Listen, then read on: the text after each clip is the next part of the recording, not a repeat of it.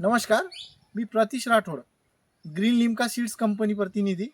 आपण आलो आहे आज राजगड येथे शेतकऱ्याच्या शेतामध्ये ग्रीन लिम्का सीड कंपनीचं बलराम 133 या वाहनाची पाहणी करायसाठी. मित्र हो, मी तुम्हाला दाखवू शकतो ग्रीन लिम्का कंपनीचं बलराम 133 जे मका आहे ना, हा मका असा आहे.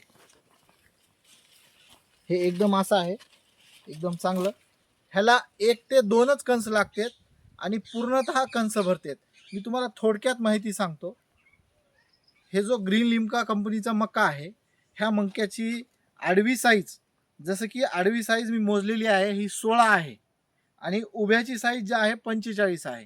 ह्याचा जर गुणाकार केला आपण तर 720 येते. ज्या कंसामध्ये बियाची संख्या जास्त असते तो वजनाला सुद्धा जास्त येतो.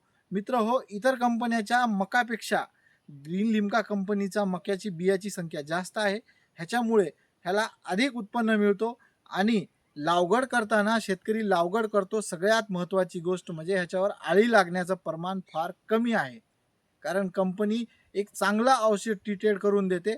त्याच्यामुळे ह्याच्यावर मक्यावर आळीचा प्रादुर्भाव कमी येतो आणि 100% ग्रीन लिम्का कंपनीचा मक्याला उत्पादन जास्त येतो. मक्का म्हणजे काय? ग्रीन लिम्का कंपनीचं बलराम 133 लावा आणि 100% उत्पन्न घ्या.